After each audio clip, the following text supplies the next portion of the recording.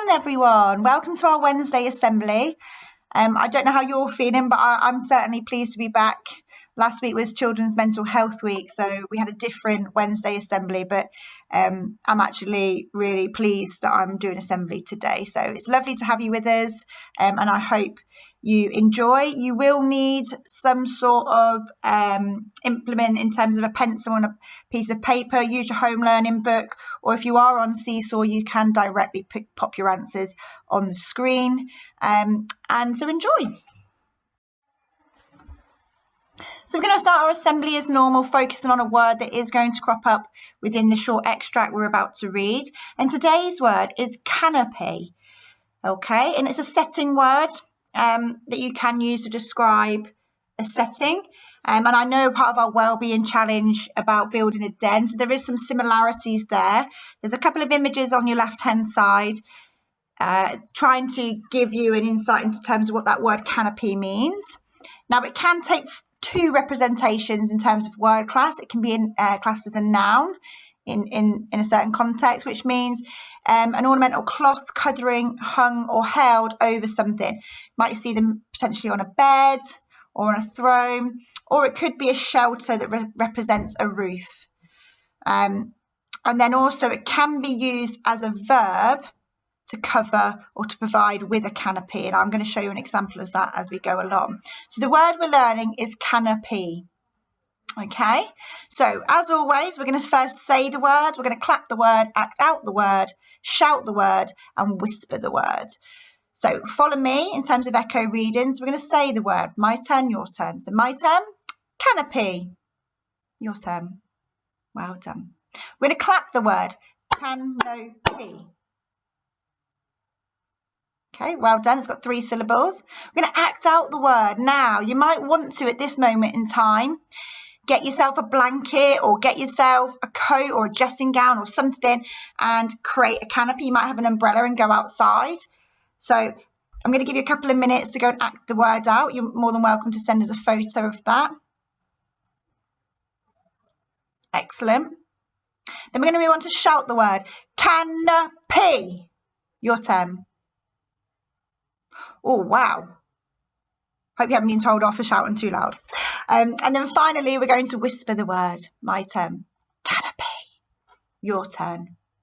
Oh, brilliant. I'm going to whisper as quiet as a mouse there, which has got a real link to this text we're about to look at today. So well done. So the word is canopy. So when we go on to read our short extract, hopefully you'll have a better understanding of that word. But before we get there, like with everything with Mrs. Wordsmith, we're going to look at some collocations and synonyms. So there in front of you, can you look at those words? Which is the word pair? Which are the synonyms? So we've got canopy in the middle, and the words around it are umbrella, forest, baldachin, covering, magnificent, sunshade, shade. Now you can use your skill of deduction to kind of pair them together. Does it make sense? If not, potentially it's a synonym. But thinking about the meaning of the word, are there any words there, that are similar as that covering, something to cover? So you might want to pause at this moment in time. If you can't directly write onto the screen, please just jot it in your book, do a little mind map, put the word canopy in the middle, circle the synonyms, or draw the line to the collocations. So by now you should have done that. Here are the answers. Okay, so you could have under the umbrella canopy, under the forest canopy. Hopefully the image when we introduced the word gave you the clue there. And then magnificent. And then the ones that are circled are the synonyms. Now you could have used a thesaurus or the online thesaurus to help you. But here are the answers. So give yourself a tick. If you haven't got them right, please don't worry as long as you've tried your best. So now we're going to practice putting it into some sort of context. And hopefully you might be able to spot where it has been used as a verb and where it's been used as a noun. So 3 sentences there. And as always, I'm trying to vary my sentence opener and try and incorporate some different punctuation. So when we move on to doing some sentences independently, please, you're more than welcome to magpie some of my sentence openers or some of the words used in the sentences. So the first one, suddenly they mounted the station steps under the concrete canopy. My heart skipped a beat. Sentence 2, towards the glorious sunset stood an extravagant canopy. Bit of personification there, and that word stood.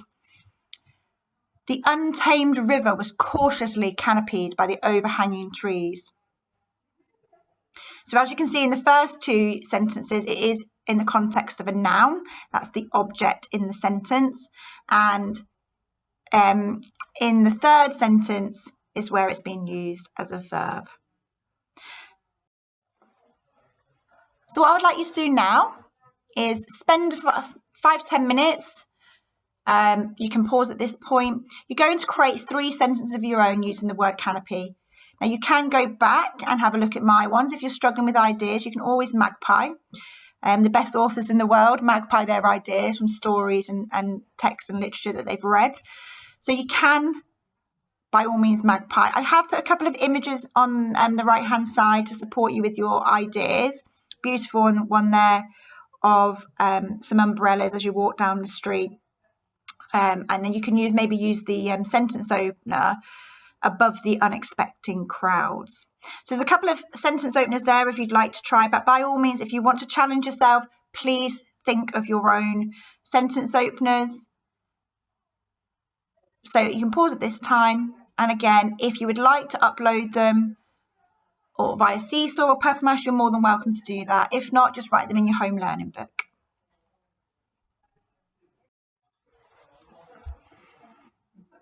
Okay, so by now we have learnt a new word, canopy. We've created some sentences and put that word into context. We're now going to go on to look at a piece of text from a book which I really hold dear in my heart. I've read it once and I've now read the sequel. And I will hopefully, just looking at the first extract, and when I talk to you about the book, you'll be keen to read it. We have got copies of it in the library, and I think I purchased quite a few for our reading vending machine for those that have won the tokens. So as always, we're going to practice our echo reading. I'm going to model the sentence.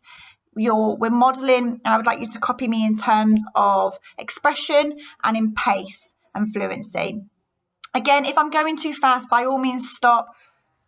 Go back, it's not a problem, okay? It's about taking it at your own time. And again, if you don't want to take part, you can always skip forward a little bit to just hear me reading the text. Here's the lovely extract that we're going to be reading this morning. It's from the beautiful book, The Umbrella Mouse, which depicts and follows a group of animals, one character in particular, Pip, who's at the centre of the story. And they tell the story of the war through the eyes of an animal, but it is actually loosely based on a real life human story. But it's an absolutely beautiful book. I highly recommend it, and it is in our library. So here we go. So wait for the pause. That's your turn to read. Think about when I'm taking that short breath and my commas, long pause for my full stops. There isn't any speech.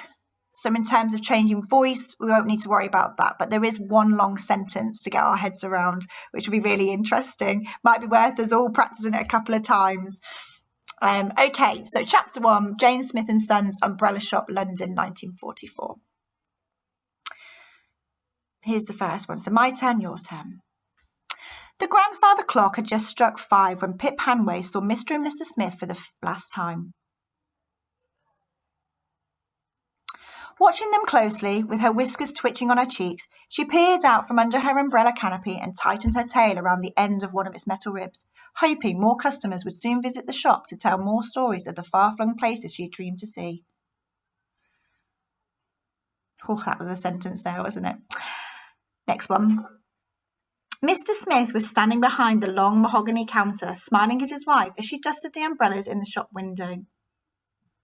She fluttered from one umbrella to the next as the June sunlight poured inside, all the time having no idea that a small family of mice was secretly living inside her precious antique umbrella, occupying pride of place at the front of the display. Some very long sentences there, which are broken up subtly by some commas.